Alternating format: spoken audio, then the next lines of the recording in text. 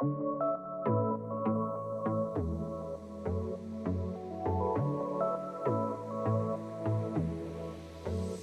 everyone. Welcome back to the Nuance Needed podcast. I'm Amanda. And I am Sam. And we're so happy you're here. What are we going to talk about today, Sam? So today we are talking about super simple, straightforward topic of family estrangement. I think this is something that we've both been talking about, that as therapists we see a lot, and people come to us even just like right off the gate, initial session. I'm trying to explore the relationship I have with X family member, my family as a whole, and, kind of trying to figure out what to do. Yeah. So we recognize that this is clearly, and I think for Gen X definitely, but I think for millennial aged individuals and Gen Z now, this is becoming an even larger topic that I'm seeing myself more and more like in just my scrolling, my social media use, hearing it from people in my personal life, and obviously as a therapist. So we just decided, as we chatted about it, that this was something we wanted to talk a little bit more about. Yeah, I think for lack of unfortunate of a word, it is like slightly trendy right now. And we'll start where we always do, with sort of explaining the one side and the other side, and we will meet you in the nuance in the middle. Yes. So what I see is, right, the old way before this was trendy, I think, was, right, family is blood. You are indebted to your parents. They raised you. They cared for you. You are going to have a relationship with them. You owe them, and sort of like you have to take care of them when they get older. That's the debt that you sort of pay. And there's no good reason to not have a relationship with your parents. And I think now, like you said, Sam, millennials, I think there's this with social media, with the internet, with us recognizing that parental abuse happens and not everyone is a good parent, and the rise of boundaries. There are people that are realizing that their relationship with their parents wasn't good, isn't healthy, isn't something that works for them. There may have been trauma, pain, or just, the parents currently are unworkable in the relationship, and they are pondering going no contact, ending the relationship. And that's causing some people who are in the other camp to say that therapists are convincing people to end relationships with their families, or estrangement is just a trendy topic and it's a harmful thing that is trending, and social media is convincing people to end relationships with their parents. What have you seen, Sam? Well, as a content creator, I probably, it was almost exactly a year ago. It was on my birthday, November 5th. This woman starts, she was clearly older. Yeah. Just based on, I went to her profile real quick, and she looked like she was probably 60s, I would say. She starts blowing up my comments across my videos saying, "You're not God. Who are you? How dare you? My daughter posted your video and now she won't talk to me. Who do you think you are?" Like, it was just like, she commented, "You're not God," probably like 15 times. What video was this, Sam? Because you don't even talk about parental estrangement or parents. It was a video. I bet if I scrolled back, I could remember it because I blocked her. Yeah. Because she would not stop. It was like the whole day. It literally was like 72 hours of her just like, any video that I posted, she was the first one to comment on it, saying her daughter posted this video of mine, which I'm pretty sure, if I remember correctly, it was a video that's like, "Hey, you get to do what's best for you." Like, other people might be upset about that, but you get to take care of yourself. You get to prioritize yourself. Like, pretty like milquetoast content, if we're being honest. Yeah. And she was just furious with me. And she said her daughter posted the story, or posted my video to her story, and then informed this woman out of the blue, in her words, that her daughter was going no contact with her. Yeah. So just right there, like, is an example of this very intense response, which clearly, like, Mm-hmm. I'm sure this is a woman that is clearly heartbroken, devastated, Yeah. angry, confused. Absolutely. But I am not the problem. Right. And I think, I mean, I'm not saying there aren't bad therapists out there. For There sure. are, but I would say, I think what people forget so much is that so much happens behind the scene before someone makes a decision. Yes. So even if they did go to a therapist and the therapist was the one that helped them step over that threshold, there were years probably of difficulties, mistreatment, pain, whatever is going on behind the scenes that led someone to take that final step. Mhm. Like, I think family estrangement, the example that I always think of is it's like it's like the idea that we say someone's an overnight success. Yeah, it's not true. Right. Right. Like, It's not whenever true. you say someone's an overnight success, then you look, it's like they've been working on this for 10 years, but just no Mhm. one knew. It's the same thing with this child probably has been harboring, working on trying to figure out the relationship for many, many, many years. They just eventually took enough action that you paid attention to it. Right. And I would even say, like, over years, I think a lot of times it's decades. Yeah, it's true. It is decades of history. And also in many of these families, and even just looking at my clients' families, we are looking at generational trauma Yes. most of the time for parents who the children are being deeply reflective of the relationship and deeply reflective of what their true experience was as a Mm-hmm. child growing up in this home, being cared for and or not cared for by these people. There is a generational trauma element Mm-hmm. that is involved there. Mm-hmm. So yeah, this is, and I think for anybody who is listening that has gone through this thought process or Mm-hmm. has weighed this out or is currently working through it, Mm-hmm. it is the most complicated thing you will ever Mm-hmm. do. And it is so emotionally layered. Yes. And it takes a long time to work up to the moment where you say, I'm done. Mm-hmm. And I think people forget to, and I always think about this because when I worked at a rehab, Mm, I really had an upfront view on how problematic parents were and how, right, these parents would be begging this child to get sober, to stop doing drugs, said they would do anything for it. And then a funny thing would happen where we would get into a family session and the parents would say, "No, not like that. Like, I want you to mhm, be sober, but no, not that way. I don't want you to change and get sober. I don't want you to call me out and get sober. I don't want you to change the family dynamics to get sober. mm, I want you to just get sober." mm, mm, mm. And that is just, it is just so hard with that sometimes because I think that parents want children to behave or their adult kids to have an emotional relationship with them.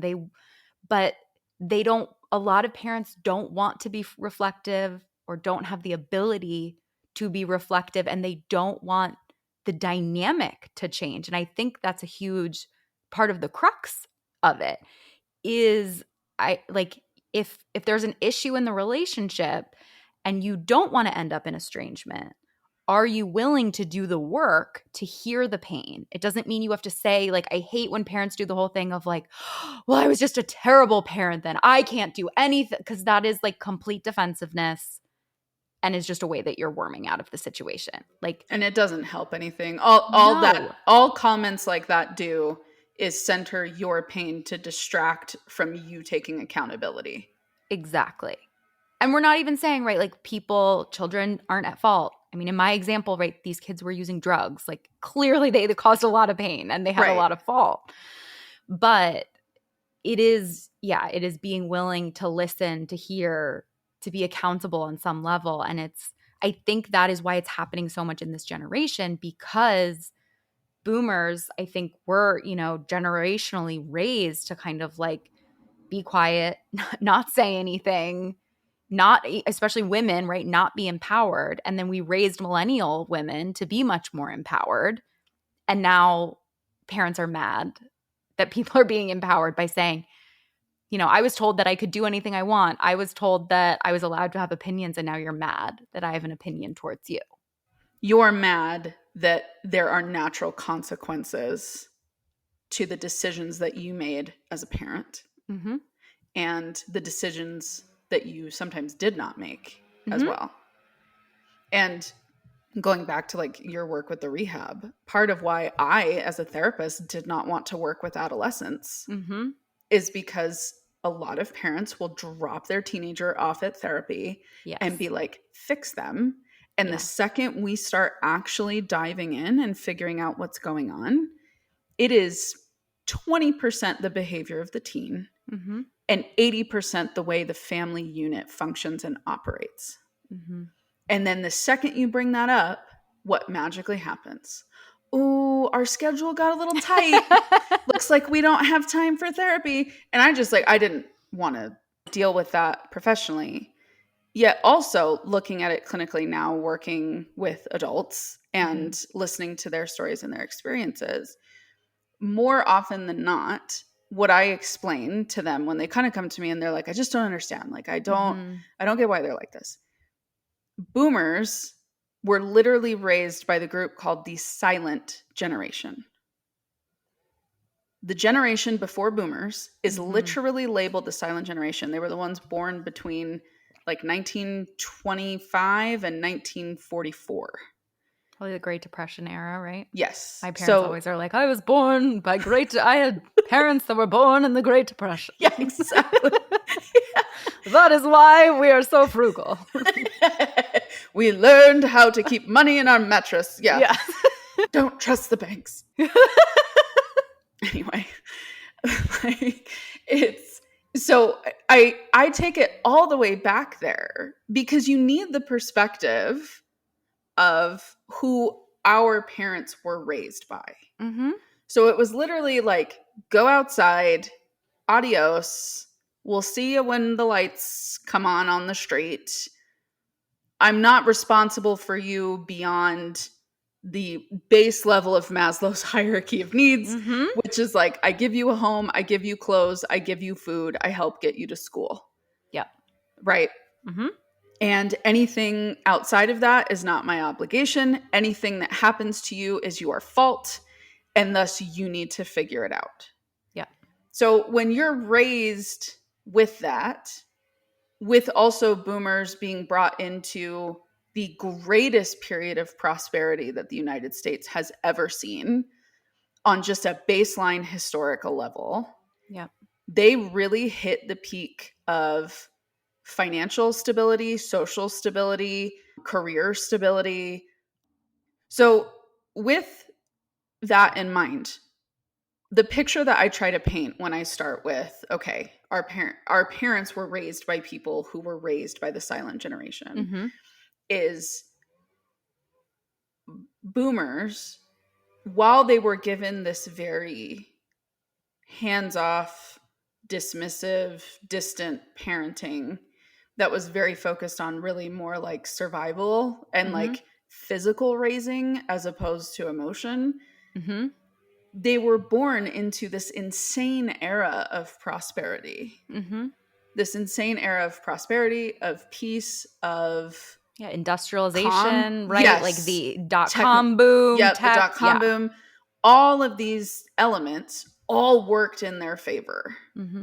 And so while they're over here getting everything that they want financially, safety, stability, all these sorts of things, they're now raising us, well, and in between even Gen X.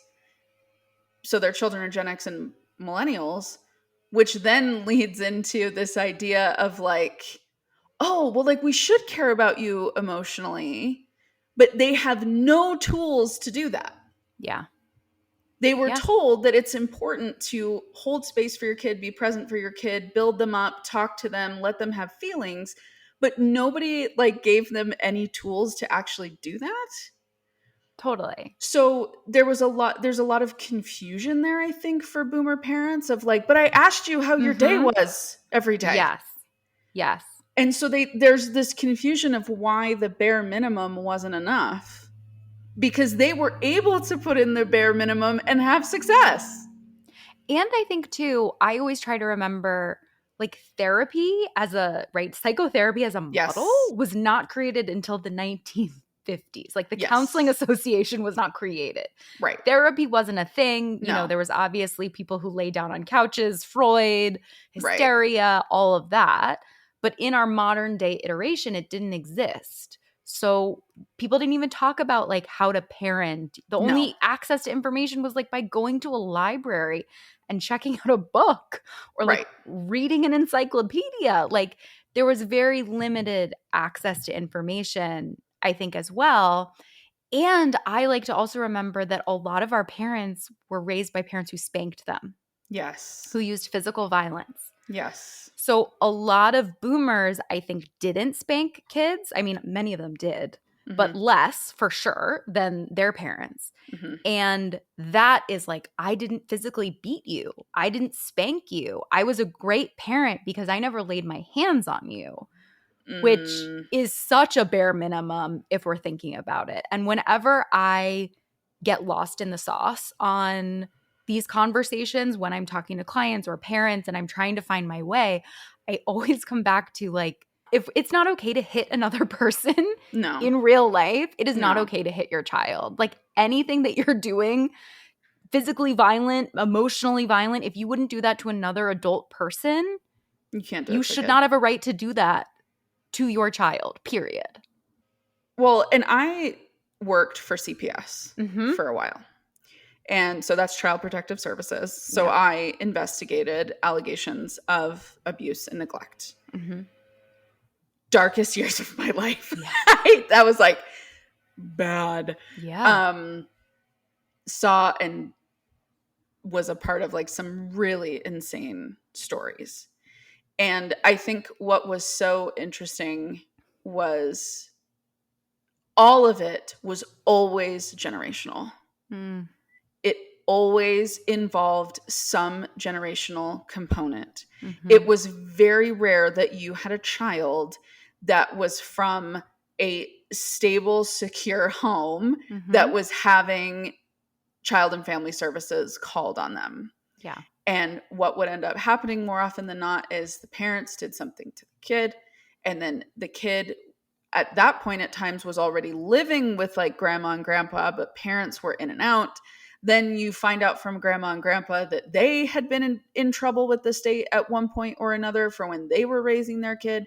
And then I would end up hearing about how their parents totally like neglected and didn't care about them. And so now obviously like when we're talking about this, we're talking about physical abuse or emotional abuse, we're talking about the far end of the spectrum. Absolutely. But I think that was embraced for a lot of years. This idea of, what is it, like spare the rod, spoil the child? Wasn't that the saying?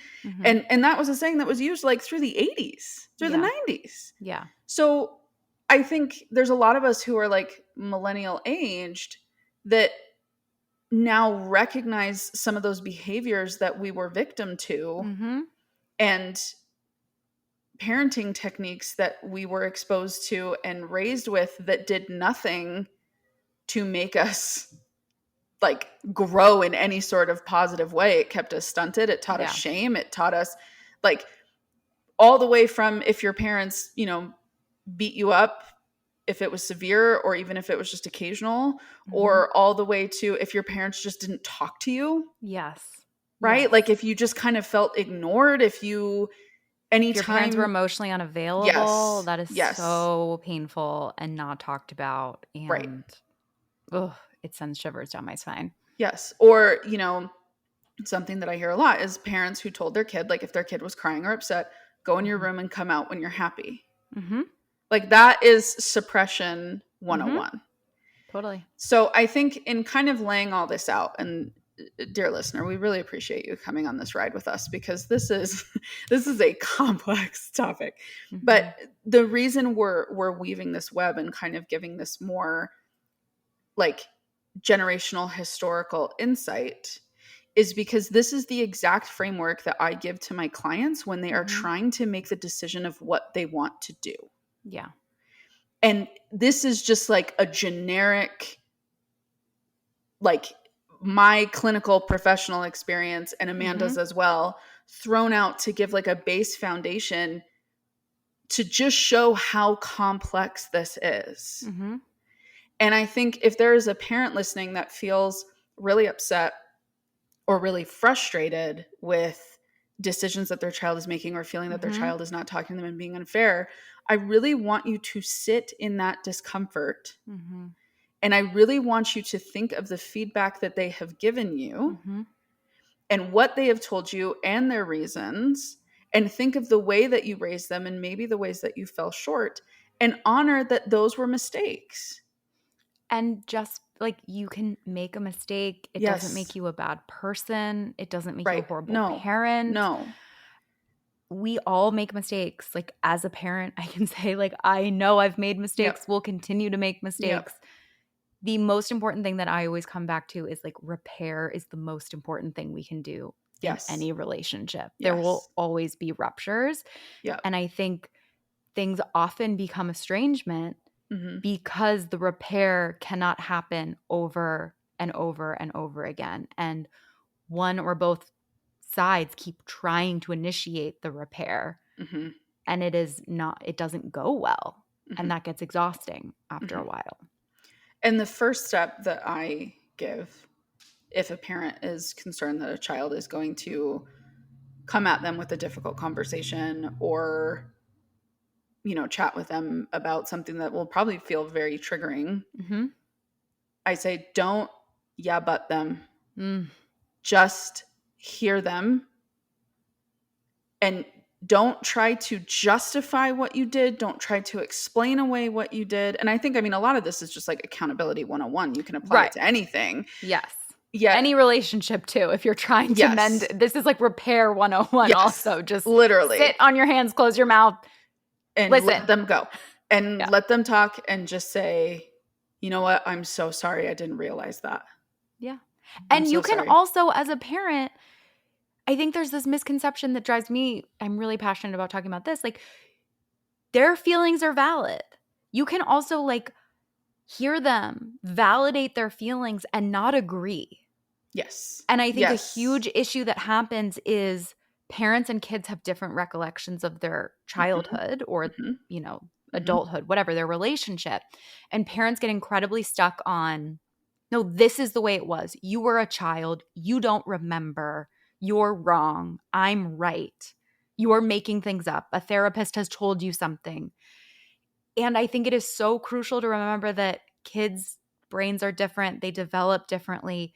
Memories are hard. Memories are confusing. Like, we are never, if our goal in any relationship is to prove that we're right and someone else is wrong, we will never be able to have a Mm-mm. good relationship with them. We're always going to have different perceptions of what's happening in the world. One could argue that is literally the problem Right. of this country and Right. this world. But we have to be able to be in relationship with someone.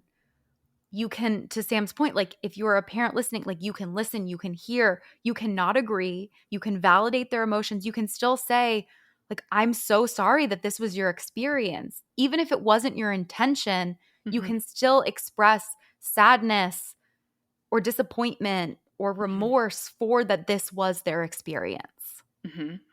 And what you said earlier about kind of that back and forth of perspective. 5 people will grow up in the same home, Mm-hmm. and talking to them, you will hear 5 different experiences. Yeah.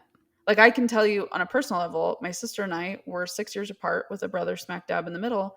We have completely different perspectives of what growing up was like. Yep. We can empathize with each other, but we had 2 different experiences in the home. And so I think to kind of use this to like segue into the kids who or the adults who are listening to this, but you are children of parents that you are contemplating this idea Mm-hmm. of no contact and estrangement and processing what your reality was. Your reality is valid. Mm-hmm. The reality that you experienced in the home is valid. Mm-hmm. we can now start to layer in intent. We can start to layer in repair. We can start to layer in accountability. We can start to layer in exposure, experience, family history, right? Like, your experience is valid and it deserves to be heard. And then the next layer of that is figuring out, okay, what does feel accurate to me now that I'm adult with a fully formed brain? And what feels like it was just me being a little kid, feeling confused and hurt and overwhelmed. And, you know, when I have clients come to me and say, I think I want to go no contact, I have then worked with people for upwards of a year, picking back the layers, working through what things meant, trying to identify what it was about the relationships that caused them the most harm, caused them the most pain. And I think this is the big one that is going to be a spicy question for some people. Is no contact really the answer? As valid as your anger is, as valid as your pain is, no contact when you have been like railing against that marble wall for years, trying to get through, trying to have conversations, trying to have space held, and nothing's happening. Sure. Let's talk about the level of no contact we want to go to. But if you've been sitting on this on your own and you haven't told a soul in your family that you have anger, hurt, resentment, frustration, anger, irritation, you will absolutely get put on blast when you all of a sudden drop the text that's like, hello, I have decided to go no contact. Do not question me. Goodbye. Yeah. Like, there has to be a spectrum here. If we are expecting, you know, as Gen Z, millennial, even like late Gen, you know, early Gen X individuals, if we are trying to expect our parents to learn and grow in terms of communication, accountability, reflection, repair, if we are expecting that from them, we have to be willing to step in that space as well. Yes. And this is the part that I talk about with my clients who just come and they're like, I need help figuring out how to go no contact with my mom. You will not, as a therapist, hear from me, okay, let's go. Like, so you're going to text her and you're going to say like, goodbye. Like, no, because no contact can be avoidant. Yes. As much as it is intentional. And I lay that out to say, if you are feeling so conflicted about no contact, there's also layers of no contact. Yes. Yes. It could be, you know what? I've decided Christmas is a shit show every fucking year. So I am no longer going to do Christmas. However, I will do New Year's or I will do Thanksgiving or, right. And this is just an example, right? Like, it doesn't have to be this constant all or nothing thinking. If you are hearing me and Sam talk all about the nuance of estrangement and you're struggling with a difficult relationship in your life, I would love to share with you about my practice, Therapy for Women Center. We are based in Philadelphia and we have therapists located in 43 states across the country, so we probably can help you. If you're interested in learning more, visit our website at therapyforwomencenter.com. I love that. I think that's so – this is why I love doing this podcast with you. I just think it is so – that is it. I can't speak for other therapists. Obviously, I think good ones do that for sure and understand the nuance of this. And I do think also it matters what the relationship is like now too. I think that is like a big missing piece sometimes of, I think a lot of people can get over a difficult childhood, trauma, abuse even, if the parent is willing to hear, willing to repair, and willing to take up accountability and move forward and create a new relationship that's like negotiated on together.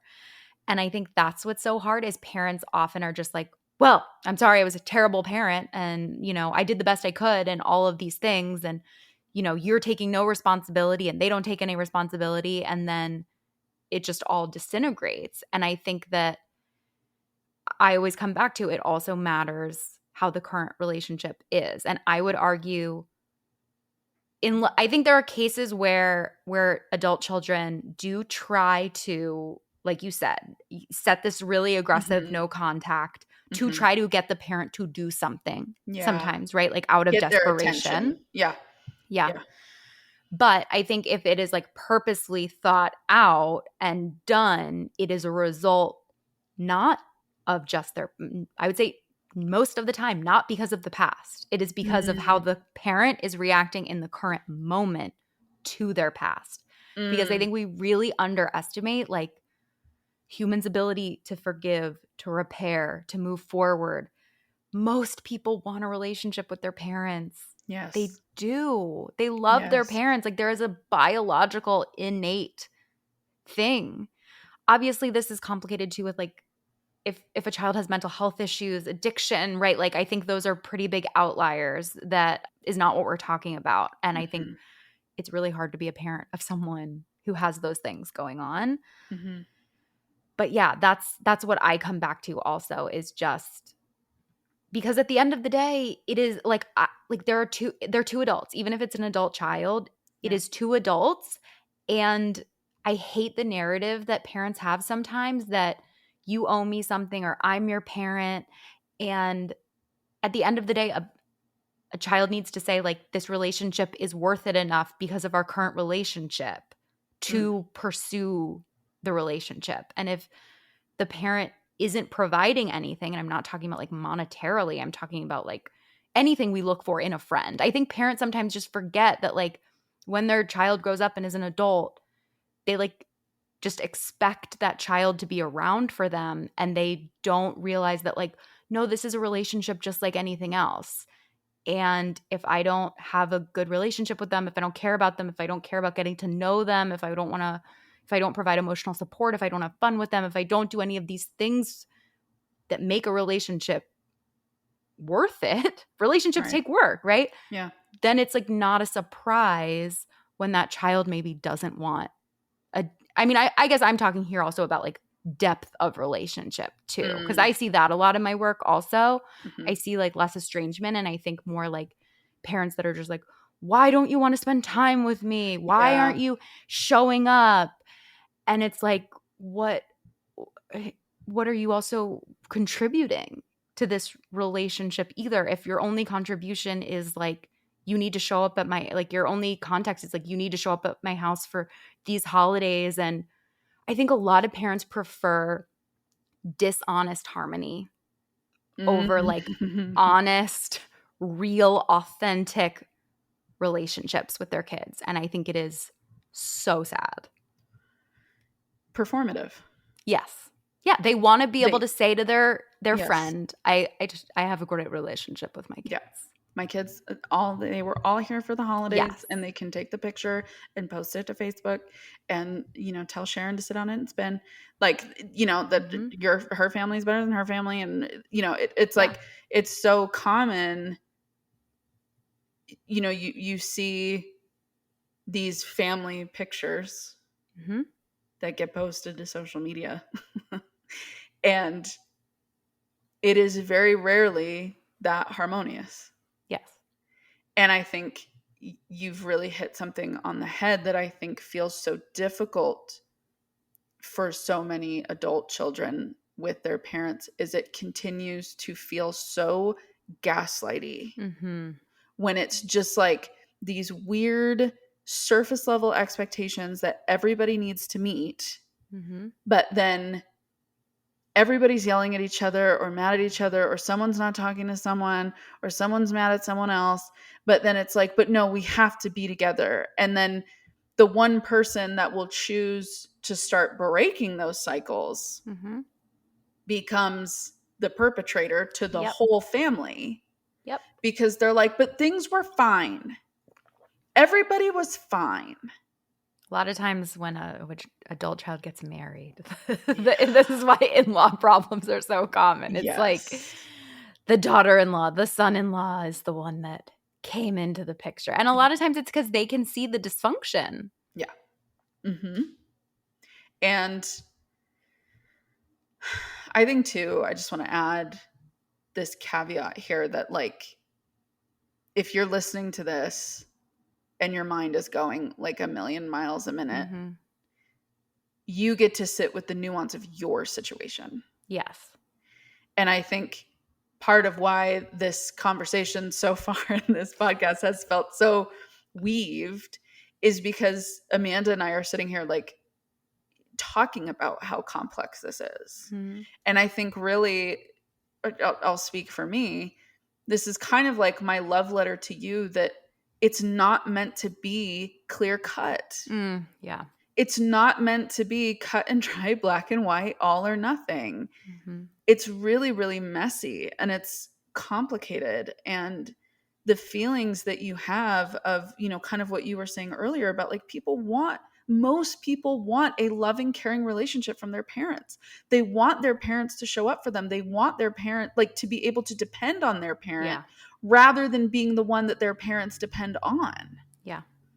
And so the emotions that you have about that like, it's not supposed to be easy if you end up looking in the mirror and saying, you know what, I really do think I need to go no contact estranged. Like, Mm-hmm. that's not meant to feel comfortable. Mm-hmm. And I think what feels so daunting for some of the clients that I've had who start wanting to work on these sorts of things is they're like, well, when is this going to be easy? Like, when is it going to, like, when am I just going to feel so friggin' confident and I'm not going to give a fuck and it's all going to be fine? And I'm like, but you won't. Yeah. There is And that is going, the grief that you will yes. I think that is so important to recognize too. And maybe that's also what we're touching on is maybe sometimes with social media, people think estrangement is a solution to the Yes. pain. Yes. And they think it's this like way to be done and to move on. Mm-hmm.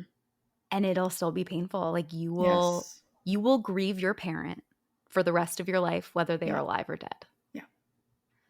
Yeah. Because that is what it is to have, like, that biologically is what it is to have a Mm-hmm. parent. Mm-hmm. And I think that's where you have to say, is it still a net positive for me? Yeah. Knowing that right, like, of course, if there's physical abuse, if there's emotional abuse, if there is stuff like that going on, if the parent, has addiction, mental health issues, stuff like that, like, I think it does make it a little bit easier sometimes because it is a little more clear cut. Mm-hmm.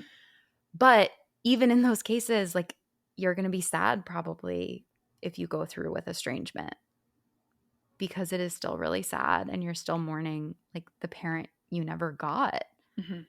And there isn't an easy solution No. for any of it. It's not easy for the parent, it's not easy for the child. And that's why I really think this is really nuanced, and I think that neither side, like, I don't think that people are cutting off their parents way too much. I Right. don't think, like, I also don't think everyone should cut off their parents. Yeah. I think what we're saying is everything is a really fine spectrum, and what works for one person doesn't work for another person, and every person also has to choose for themselves. Like, there are people I know, people I've worked with, who do say, like, I would rather have some sort of contact with my parents Yeah. than nothing. I don't mind the like dishonesty of it.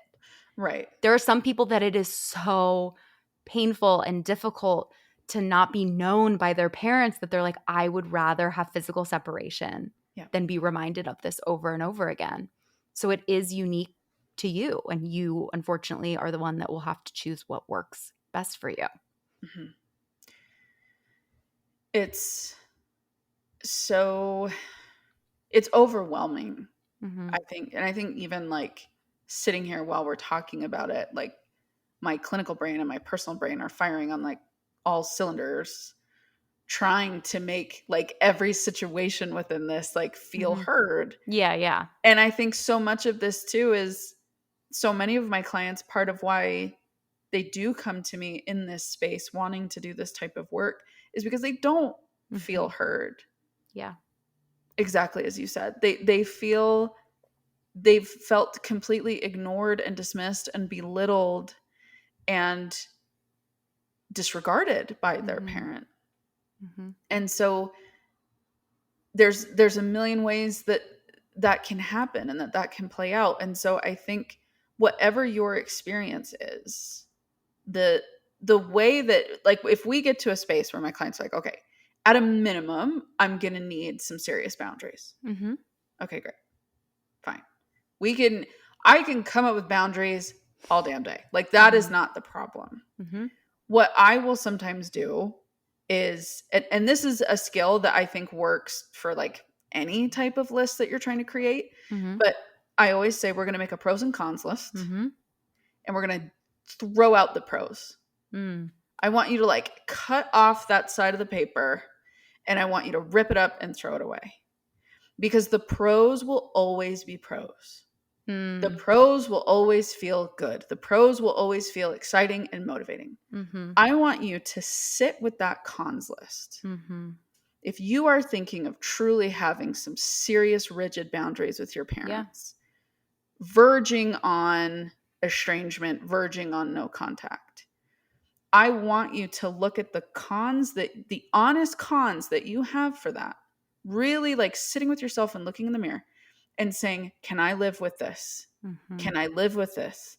Can I live with that? Can I live with that? Mm-hmm.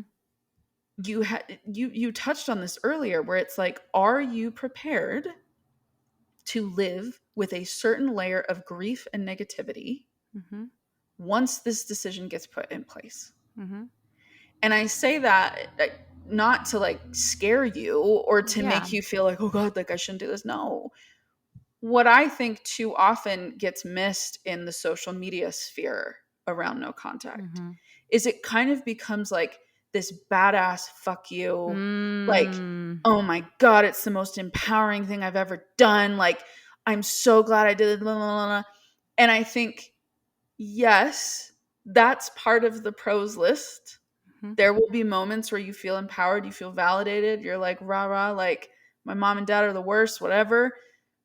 And like anything on social media, that is the highlight reel aspect Mm-hmm. of estrangement and no contact. Mm-hmm.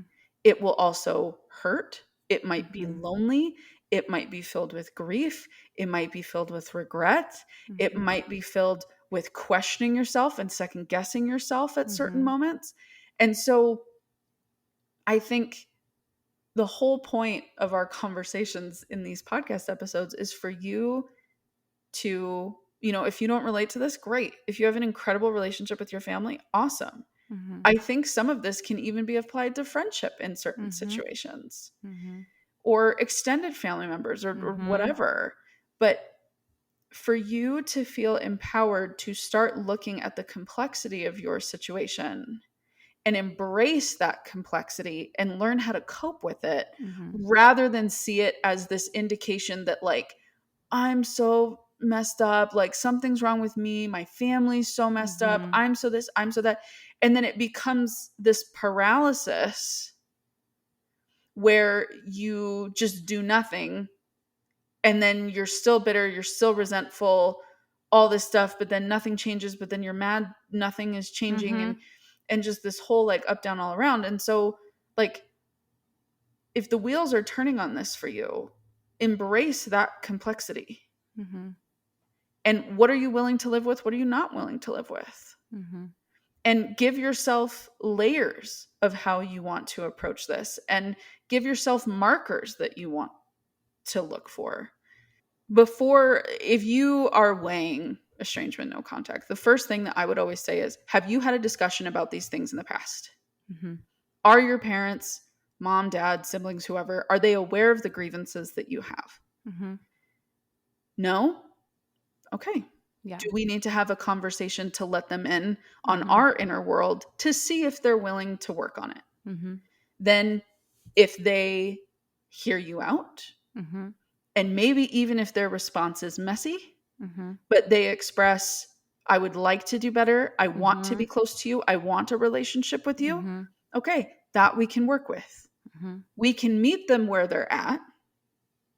And now this gets complicated because it gets into the whole, like, the oldest daughter feeling like she's raising her freaking parents. And like, we'll have a whole series on that. Don't worry. But like, I think markers like that of, Mm-hmm. okay, I do talk to them. It goes horrible.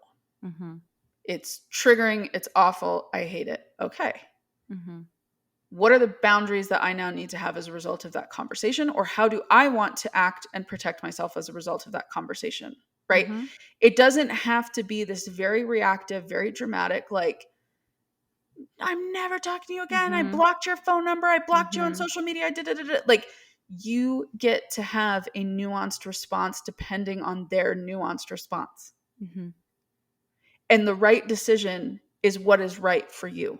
Mm-hmm. It's not anybody else. It's not trying to say that, like, I can post the most, like, ultimate, TikTok gotcha moment Mm-hmm. with my family, explaining my story, how horrible it is. Like, you don't have to have that.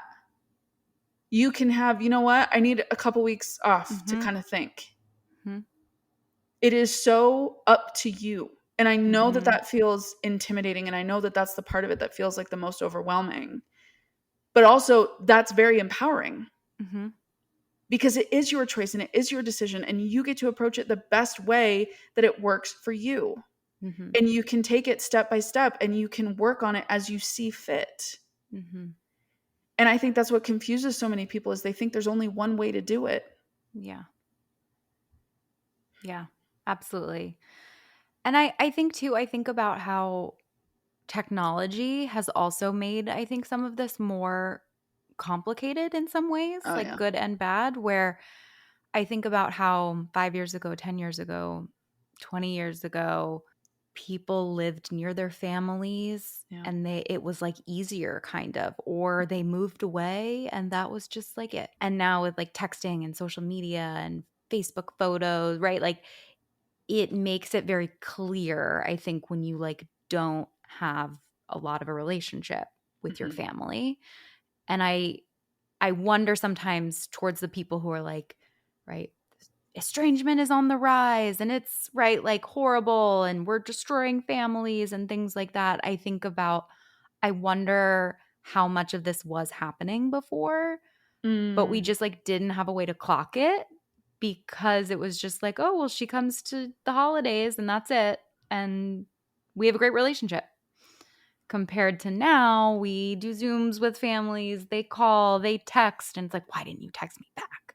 Yep. Where people didn't, if they weren't together in person, didn't have a way to constantly communicate with each other too. Or even like, I wonder how much of gets lost in the sauce with texting and tone and all of that too, I think makes it all more complicated.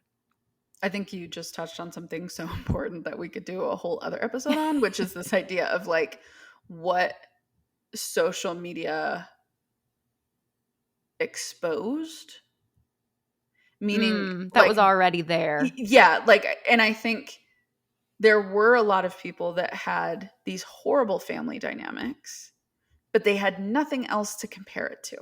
Yes. So they just assume, family Yeah. sucks, family's Yeah. tough. And so they put up with a lot more things because it was just this little world. Grandpa's an ass. Yeah. Like, whatever. He's Right. Everyone mean. else in the family justifies it. It's just Yes. normal. Yes. And then with social media now, and I think this could be applied to like anything, Mhm. now you see like, oh, no, that was awful. Like, Mhm. that wasn't typical. Other Mhm. people who went through that were hurt in the way that I was. Mhm. And so I think that's a really good thing in people finding out they weren't alone and that they do have options. Mhm. But then that gives rise to overexposure to the worst Mhm. case scenario. Yes, and maybe people not realizing, like you were talking about, because what gets promoted on social media is like, if you have a bad relationship with your parents, the answer is no contact. Right. There isn't that nuance. And I think Mhm. it can be really shocking for a parent who thinks that they have a fine relationship to all of the Yes. sudden be told by their child, like, I'm not Right. talking to you. Like, that's alarming and scary. And as a parent, like, I could tear up just like thinking about that Yeah. potential happening. And I think that is where like so much too of, this is nuanced. A parent's response really Yes. matters Yes. in the moment also. Yeah. And I think just this whole thing was just giving you permission, like I said earlier, and like you've touched on as well, giving you, listener, permission for this to be messy. Mm-hmm. And that your situation probably won't look like anybody else's, because it shouldn't. Mm-hmm. Because your situation is unique. The relationships you have are unique. The dynamics are unique. The insight is unique. And so you get to take all of that into account as you make the decision of You don't have to whatever it is. rush. Yes. Yes. Don't rush. Because I can tell you, all of the clients that I've had, and I'm not saying this as like black or nothing thinking, all or nothing thinking, black and white thinking. None of the clients who I have had who came in and said, I want to go no contact, have actually gone no contact when we've started talking about it. Mm-hmm. They've become very boundaried. They've had very difficult discussions. Mm-hmm. They've had much different expectations. And they could, right, in the future. Yes, they could. Yet everyone who came in with this idea of like, I have a horrible relationship with my mom, and that means I have to stop talking to her. Mm-hmm. We've found a way to make it work for them in a way that feels authentic, that feels like it honors their needs and their desires and their pain, while approaching the relationship in a layered, nuanced way. Mm-hmm. So take that with what you will. You get to do whatever you would like to do. That's the beautiful rules about this. But we just wanted to give a space where we could like kind of just highlight some of this complexity for you. I think we can say to the people saying one way or another, we say, no contact is a spectrum. Yes. And there are some people on one side and some people on the other. And I think it's really missed that there's a lot of spectrum to it. Yeah. There's a lot of places, if you're listening, Yeah. you can choose to try for a little bit and see how it works. Mm-hmm. And if it doesn't work, you can set stronger boundaries. Like that is the good thing about boundaries as well, is they can change. They're fluid. You have a kid, something changed, you may need firmer boundaries. Mm-hmm. Something else happens in your life. You move away, you move closer. Right. All that. The other thing I would be remiss to say is if you want more specialized support in this, Whitney Goodman is an incredible therapist. We will have to eventually maybe have her on the podcast. Yes. She has an online community called Calling Home, which she also has a podcast called Calling Home. You probably already know of it if you're listening to our little podcast. Yeah. But be sure to check it out because I really think is like one of the leaders in this space and has just incredible resources, support, community. And she's very nuanced in the way she covers this as well. Yeah, she's really wonderful. So turn to her for a resource if you're needing extra help. All right. Well, after that super easy conversation that we just had, we appreciate you so much. And we're so glad that you listen to us and we make this for you. And the thing that we just always like to remind is that we are completely independent. We are doing this all by our little selves. And, so many people will reach out and ask how they can support us and help us out. And next to listening, which is a big one, if you would love to rate, review, subscribe on any platform that you listen to, that would be the kindest, most loving thing that you can do for us. And we would appreciate it. So yeah, or share the podcast yes, with friends, with family, on social media. Yeah. We'd love to hear what you think. Tag us. Yeah. And let us know. Yeah. And we'll post it to our stories. We will. Yes. All right, everyone. We'll see you next week. Bye.